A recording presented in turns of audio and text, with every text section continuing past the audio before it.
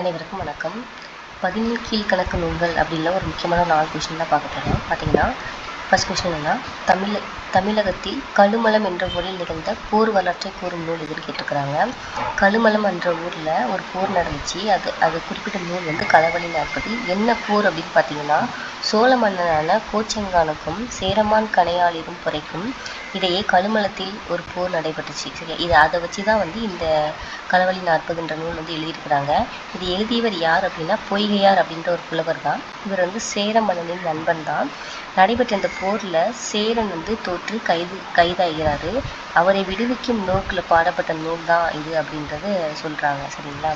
Second என்னன்னு பார்த்தீங்கன்னா, களவழி நாற்பது என்ற அரசரை புகழ்ந்துரைக்கிறது எதுன்னு பார்த்தீங்கன்னா செங்கணான். இந்த அரசர் தான் சொன்னேன். இந்த செங்கணான் அப்படின்ற சோழ மன்னனுக்கும் கணைக்காலிரும் புரைக்கும் அப்படின்ற ஒரு சேர மன்னருக்கும் நடைபெற்ற ஒரு போர். சரிங்களா. இப்போ இந்த களவழி நாற்பதில் எந்த அரசரை பற்றி புகழ்ந்துரைக்கிறாங்க, செங்கணான் அப்படின்ற ஒரு சோழ மன்னனை தான் வந்து புகழ்ந்துரைக்கிறாங்க. தேர்ட் கொஸ்டின் பார்த்தீங்கன்னா, திணை மாலை 150 என்ற நூலின் ஆசிரியர் பார்த்தீங்கன்னா கனிமேதாவியார். திணை மாலை 150 என்ற நூலின் ஆசிரியர் கனிமேதாவியார். ஃபோர்த் கொஸ்டின் பார்த்தீங்கன்னா, கள்ளத்தின் உச்சும் சுரனென்பர் காதலர் உள்ளம் படர்ந்த நெதி பாடல் வரி இடம்பெற்றது இந்த நூல் பார்த்தீங்கன்னா 540 அப்படின்ற நூலில் இடம்பெற்றிருக்கிறது.